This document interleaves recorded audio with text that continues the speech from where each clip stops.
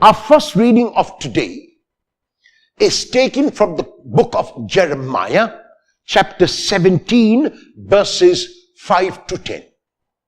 And in these verses, Jeremiah portrays before us two kinds of individuals.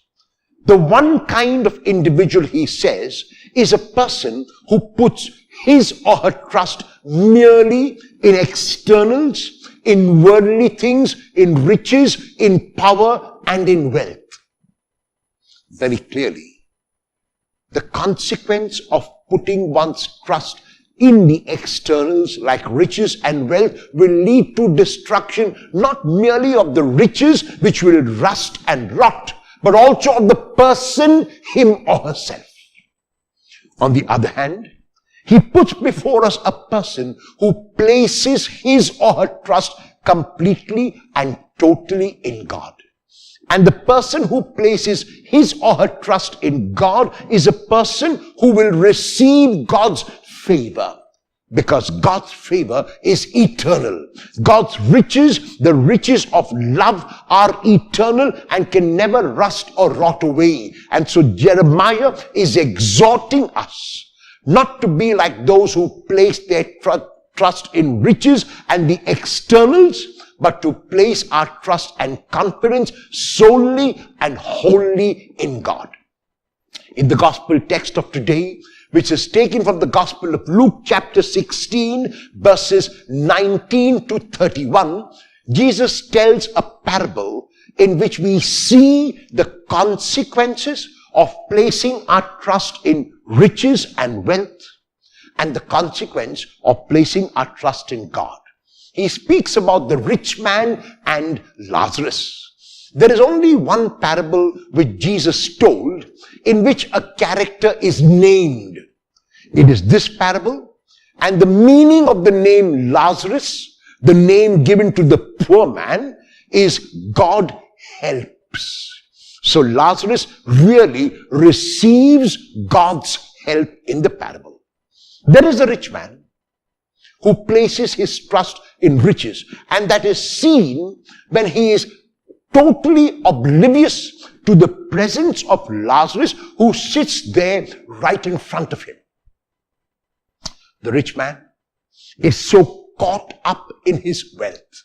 The rich man is so caught up in himself. The rich man is so caught up in his riches that he lets his riches become God. He lets his riches possess him. He lets his riches have him. Because the riches have become an end in themselves. He cannot see beyond his nose. He cannot look at the needs of others. His needs are all that matter to him. His needs are all that must be satisfied. There is a poor man, Lazarus, who even wants to eat the scraps that fall from the rich man's table. Lazarus has put his trust in the Lord. The story continues by telling us that the rich man dies, and after his death, because he lived a selfish life, because he lived a self-centered life, he is going away to Hades, to the eternal fire. Lazarus, the poor man who placed his trust in God, is taken by the angels and now sits in the bosom of Abraham. The rich man, while in Hades, while suffering now because his riches have rotted away, his gold has become rust, looks into heaven and sees Abraham and Lazarus, and once again now we realize that he actually knew who Lazarus was. He preferred not to know, because now he knows the name of Lazarus. And even now, he wants Lazarus to act as his servant. He tells Abraham, let Lazarus dip the tip of his finger in water and cool my tongue.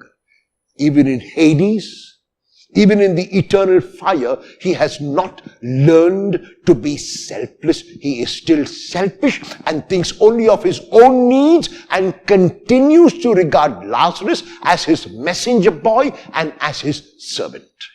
Of course, this cannot be done, and Abraham tells him that in no uncertain terms.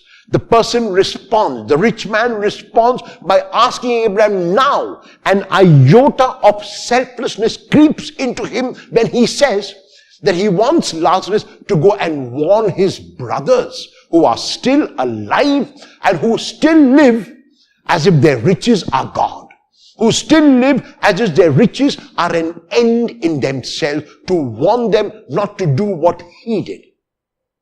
Abraham responds by saying that they have been given instructions, that the prophets have spoken, that the word of God has been revealed to them. He continues by saying, no, Father Abraham, but if someone should go back from the dead, and there is a reference here to the Lord's resurrection, his brothers will believe.